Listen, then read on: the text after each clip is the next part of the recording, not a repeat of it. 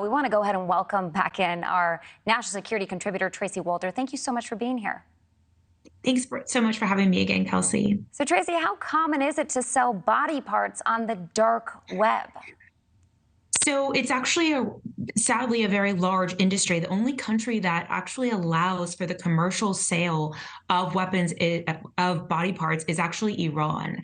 It's prohibited all over the world, and there is, as a result, a very hefty black market.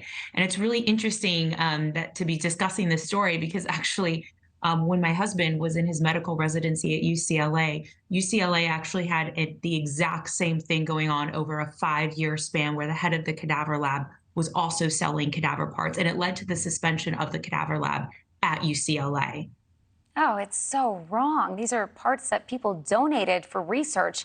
Another question I have is this a common crime that is done by morgue managers, people who have access to dead bodies? Kind of like what you were saying, it seems like it is.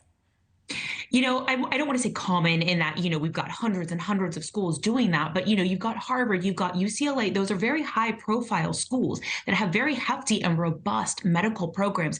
And essentially, at Harvard, you have the head of the morgue, and at UCLA, you had the head of the cadaver program who were doing this. So these are people in very influential, positions, and they're really exploiting these cadavers, and they're feeding off of the desperation of some people for organs and tissue and bones. And it's incredibly sad, but there is a very large profit involved with this illicit trade.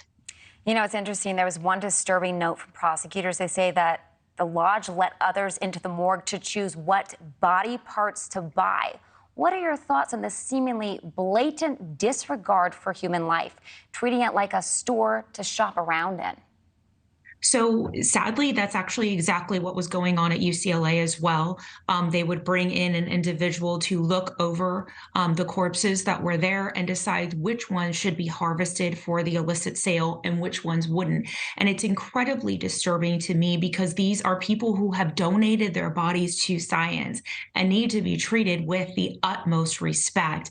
I think, unfortunately, some of these folks have become incredibly desensitized and very much motivated by the profit and the money involved in this business. Yeah, it's really upsetting. It's just fascinating and upsetting and disturbing.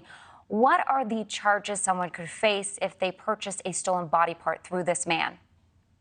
So what would happen is it depends if the person knows or doesn't know. I think the Harvard case is a little bit different, quite frankly, than the UCLA case in that none of the people that received organs or tissue in the UCLA case were ultimately charged with anything. Now, in the Harvard case, if people went in and essentially, I guess we could say, shopped some of these body parts, they are participating really in the disturbing a corpse, quite frankly, and they are looking at 5 to 7 years in prison, as well as very hefty fines that go along with it. And so it looks like some of the recipients in this Harvard case did knowingly purchase this material. And so they are looking at very significant felonies as a result.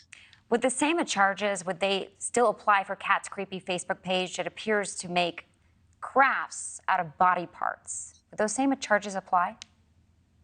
Again, it depends on whether or not she knew what she was purchasing and where she was purchasing it from. It sounds like she will, like that she does. And as a result, I do believe those same charges would apply to her. Okay, Tracy Walter, thank you so much. Thank you. Thank you for watching. Go to newsnationnow.com to find News Nation on your television provider. And don't forget to click the red subscribe button below to get more of News Nation's fact-driven, unbiased coverage.